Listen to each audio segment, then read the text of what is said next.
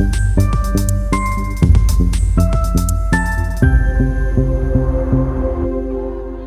कार्यक्रम में हम सबों के नेता कांग्रेस पार्टी के बड़े नेता आदरणीय राहुल गांधी जी का बिहार की धरती पर हम लोग स्वागत करते हैं, इनका अभिनंदन करते हैं और इनको धन्यवाद देते हैं कि बिहार के किसानों के बीच बैठ करके इन्होंने वार्ता की, जानकारी प्राप्त की और अपनी सुझाव को भी आप लोगों के समक्ष रखने का काम किया।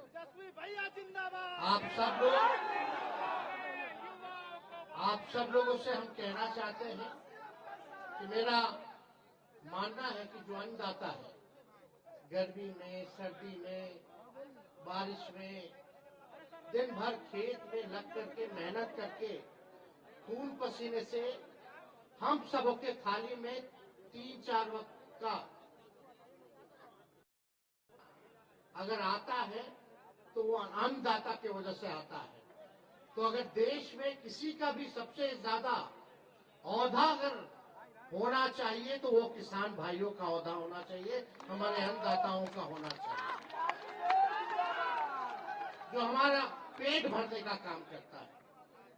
लेकिन आजकल जो जमाना है, जो आप लोगों को बतलाया जाता है, राहुल गांधी जी ने सच आप लोगों के समक्ष रखा कि मुद्दे की बात नहीं होती है, मोदी जी की बात होती है। मुद्दे की बात होनी चाहिए, किसानों की बात होनी चाहिए। और यही बात अगर हम लोग पूछे, भाई मोदी जी तो कहते थे कि 2022 में आए तो गुना कर देंगे किसानों का, हुआ कि नहीं हुआ, ये तो बात सामने आ ही गई है कि आए तो गुना तो छोड़िए, गरीब गरीब होता चला गया, अमीर अमीर होता चला गया। ये सच्चाई है, ये बिहार की तो सच्चाई है ही, लेकिन देश की भी सच्चाई है। आज पूरे देश के किसान आंदोलन कर रहे हैं, प्रधानमंत्री जी से 2 मिनट वक्त चाहते हैं कि अपना दुखड़ा जो है वो अपने देश के प्रधानमंत्री के सामने रखें, लेकिन प्रधानमंत्री जी के पास समय नहीं है। वो प्रियंका चोपड़ा से जरूर मिलेंगे, लेकिन हमारे किसान भाइयों से नहीं मिलेंगे। देखिए, कई तरह की बातें वो करते रहते हैं, हमको उस पर जाना नहीं है।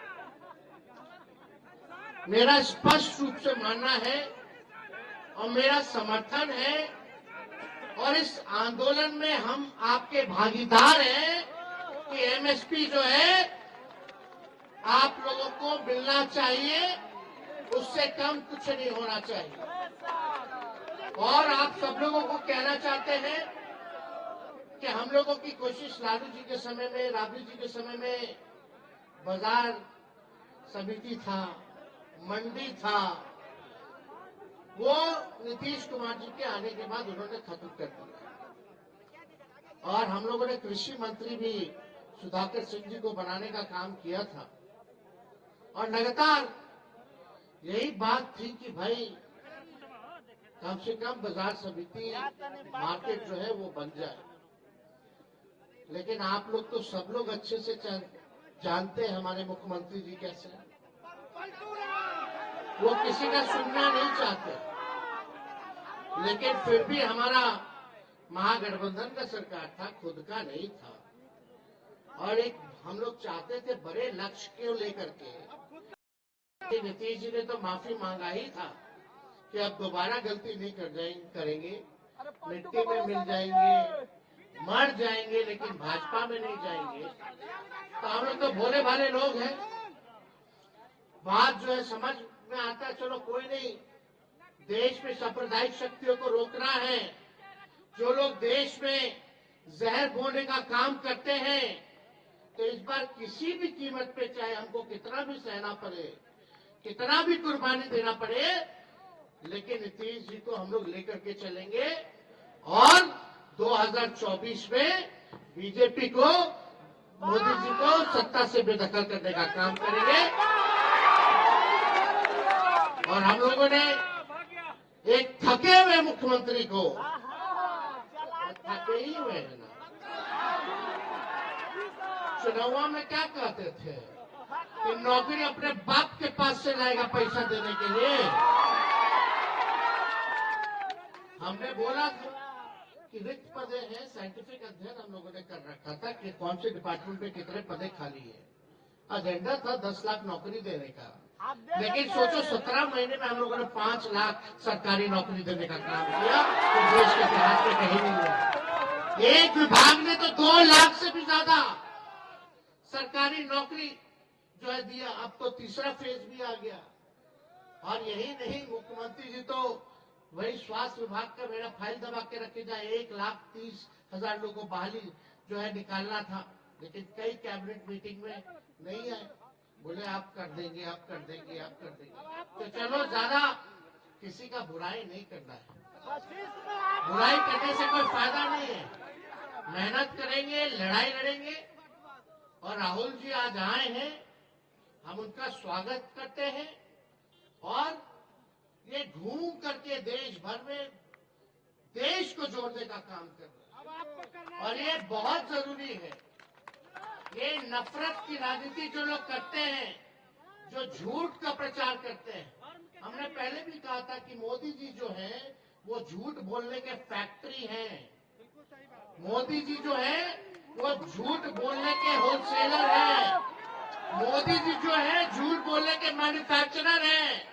मोदी जी जो है झूठ बोलने के डिस्ट्रीब्यूटर हैं। तो इसलिए आप सब लोग जागरूक समाज हैं। हम लोग चाहते हैं कि समाज का अंतिम पैदान पे खड़ा व्यक्ति का विकास हो, और हम लोग चाहते हैं सामाजिक न्याय के साथ साथ लोगों को आर्थिक न्याय मिले।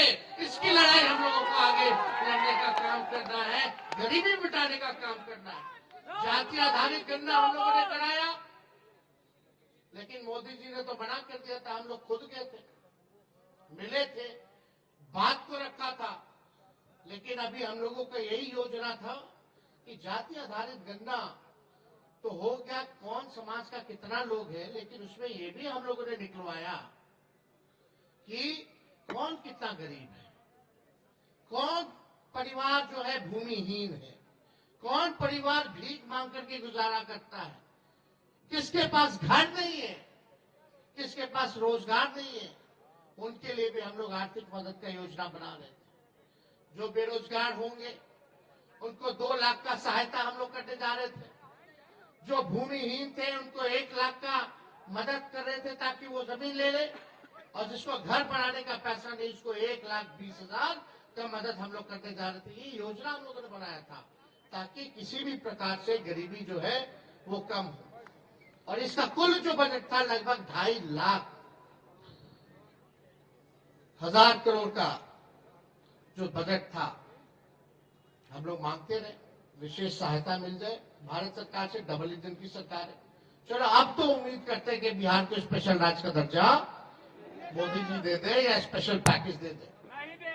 तो इसलिए आप सब लोग यहाँ किसान के लोग आए हैं, यहाँ सभी किसानों ने अपनी बात को यहाँ रखा। हम इनको भी सभी लोगों को धन्यवाद देते हैं, और राहुल जी को भी विशेष तौर पर धन्यवाद देते हैं। और हम लोग डरने वाले लोग नहीं हैं। राहुल गांधी जी आए थे अभी किशनगंज, कटिहार होते हुए गए। उस दिन एक दिन हमारे पिताजी को बुला लिया गया ईडी ऑफिस, उसके अगले दिन हमको बुला लिया गया। तो ये तो हम लोग तो बचपने से ना देख रहे हैं, कोई डरने वाली बात नहीं है, है ना। इनके गीदड़ भक्ति से लालू जी और लालू जी का बेटा घबराने वाला है।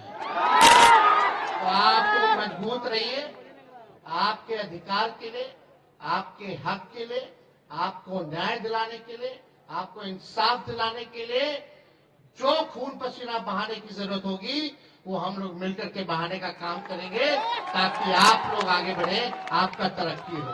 तो इन्हीं चंद शब्दों के साथ आप सब लोगों को धन्यवाद देते हुए अपनी बात को यही विराम देते हैं। बहुत बहुत